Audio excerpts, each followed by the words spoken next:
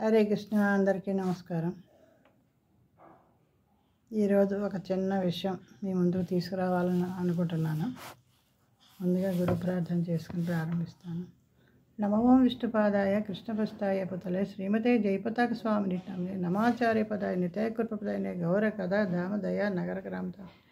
నమో విష్ణుపాదాయ కృష్ణపస్తాయ పుతలే శ్రీమతే భక్తివేదాంత స్వామిని నమ్ని నమస్తే సారస్వతి దేవి గౌరవాణి ప్రచారిణి నిర్విశేష శూన్యవాది పాశ్చాత్య దేశాన్ని నమో మహావదనయ కృష్ణ ప్రేమ పదాయ కృష్ణాయ కృష్ణ చైతన్యంనే గౌరవతిష్ఠే నమ. నమో బ్రహ్మణ దేవాయ గోబ్రాహ్మణ హితాయ జగత్ హితాయ కృష్ణాయ గోవిందాయ నమో నమ. హే కృష్ణ కరుణా సింధో దీనబంధో జగత్పతే గోపేశ గోపికాకాంత రాధాకాంత నమోస్తుతే. తప్తకాంచన గౌరాంగి రాధే వృందావనేశ్వరి వృషభానుసుతే దేవి ప్రణమామి హర్పే.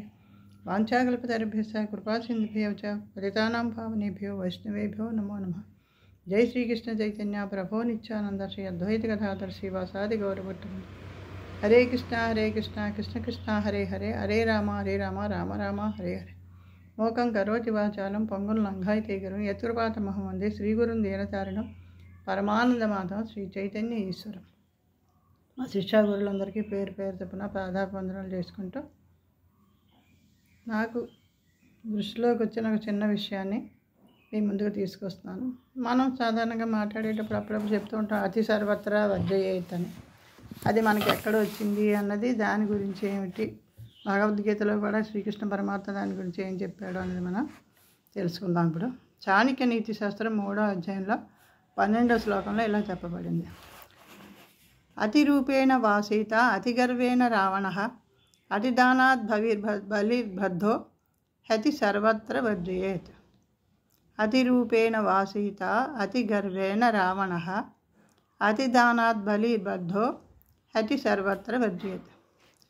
సీతాదేవి తన అసాధారణ సౌందర్యం కారణంగా రావణుచే అపహరించబడింది. అతి గర్వం కారణంగా రావణాసురుడు ఈ అపరాధం చేసి ఆయన తన అవసరాన్ని తనే కొని తెచ్చుకున్నాడు. ఇక బలి చక్రవర్తి అతిదానం గుణం వల్ల తన రాజ్యాన్ని అంతా కోల్పోవడం జరిగింది. అందువల్ల ఎప్పుడు కూడా ఎట్టి పరిస్థితుల్లోనూ అతిగా ప్రవర్తించరాదు, అతి సర్వత్ర వర్జయేత్ అన్నది ఇక్కడ ఈ సందర్భంగా మనకి చెప్పబడింది. శ్రీమద్ భగవద్గీతలో 6వ అధ్యాయం 16వ శ్లోకంలో శ్రీకృష్ణ పరమాత్మ ఇలా చెప్తారు. నాత్యస్నతస్తు యోగోస్తి నచైకాంతమనస్నతః నచాతి స్వప్నశీలస్య జాగ్రత్తో నైవ చార్జున. ఓ అర్జున, అతిగా తినేవానికి లేదా అతి తక్కువ తినేవానికి, అతిగా నిద్రపోయేవానికి లేదా తగినంత నిద్ర లేనివానికి యోగిగా అయ్యే అవకాశం లేదు. యోగి అవ్వాలన్నా కూడా ఎన్నో నియమాలు పాటించాలి. ఇందులో అతి అనేది ఇక్కడ పనికిరాదు అని చెప్తున్నారు. ఇక్కడ ఇది యోగులకు మాత్రమే కాదు, మనకు కూడా చాలా అవసరమైన ఉపదేశం ఇది. ఎందుకంటే అతిగా తింటే మనకి అజీర్ణం చేస్తుంది కదా, అతి తక్కువ తింటే శక్తిశాలక మనం పనులు చేయలేకపోతాం. అలాగే ప్రతి విషయంలో కూడా అతి నిద్రపోయేటప్పటికి మనకు బద్ధకం ఎక్కువ అవుతుంది, మనం సోమరితనంగా తయారవుతాం. నిద్ర తక్కువైనా మనకి ఇంకా నిద్ర అవస్థలోనే ఉంటాం, ఏ పని చేయలేము, దేని మీద దృష్టి పెట్టలేము. హరే కృష్ణ. ఇక్కడ 6వ అధ్యాయం 17వ శ్లోకం. యుక్తాహార విహారస్య యుక్త చేష్టస్య కర్మసు యుక్త స్వప్నావబోధస్య యోగో భవతి దుఃఖః. ఆహారము, నిద్ర, విహారము, పనుల అలవాట్లను పరచగలిచిన వాడు యోగ సాధన ద్వారా సమస్త భౌతిక క్లేశాలను తగ్గించుకోగలుగుతాడు. ఆహారానికి సంబంధించిన వరకు మనిషి ప్రసాదమే, అంటే పవిత్రమైన ఆహారమే తీసుకోవాలి. దేవుడికి సమర్పించిందే తీసుకుంటే మనకి అది దేవుడి ఆశీర్వాదం మనకుండి మనం మంచి దశలోకి వెళ్ళగలుగుతాం, మంచి మార్గంలో నడవగలుగుతాం. అంటే సత్వగుణంలో లేని ఆహారం తీసుకోకూడదు అని కూడా చెప్తారు. ఎందుకంటే దానివల్ల మనలో సత్వగుణం పోయి తమోగుణంలోకి రజోగుణంలోకి మనం వెళతాం. సాధారణంగా మనం దేవుడికి ఎప్పుడు కూడా శ్రీకృష్ణుడు చెప్పింది పత్రం పుష్పం ఫలంతో ఏమని చెప్పారు, అవి చాలండి.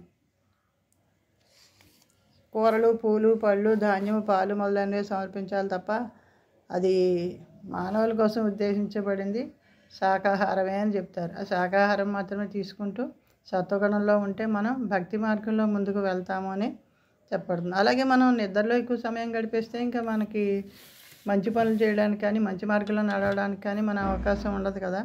అంచేత ఇష్ట సేవలో ఉండాలనుకునే వాళ్ళు ఇప్పుడు కూడా నిద్ర కోసం చాలా తక్కువ సమయం కేటాయించి ఎక్కువ సమయాన్ని భక్తి సాధనలోనే జపం చేయడం కానీ, సత్సంగంలో ఉండడం కానీ, గ్రంథ పఠనంలో కానీ గడుపుతూ ఉంటారు. అలాంటి మార్గాన్ని అవలంబిస్తే మనం కూడా వాళ్ళని ఆదర్శంగా తీసుకుని వెళ్తే మనం ముందుకు వెళ్తాము అన్నది మనకి శ్రీకృష్ణ పరమాత్మ ఉపదేశించారు. దానిని మనకి గురువుల ద్వారా మనం పొందుతున్నాము. దీనిని ఎప్పుడు కూడా మనం అందుకే ఎప్పుడు కూడా సత్సంగత్వంలో ఉండాలి, పఠనం చేస్తూ ఉండాలి, శ్రవణం చేస్తూ ఉండాలి. నవవిధ భక్తుల్లో మొట్టమొదటి శ్రవణం, దానికి ఎక్కువ ఇంపార్టెంట్ ఇచ్చారు. ఎందుకంటే ముందర శ్రవణం చేస్తూ ప్రామాణికమైన గురువుల ద్వారా మనం శ్రవణం చేస్తూ ఉండాలి. లేకపోతే దాని అర్థం తెలియకుండా ఎవరో ఒకళ్ళు ఏదో ఒకటి వాళ్ళకి తోచిన భాష్యం చెప్పేస్తూ ఉంటే మనం దాన్ని అర్థం చేసుకోలేక తప్పుదారి పట్టే అవకాశం ఉంటుంది.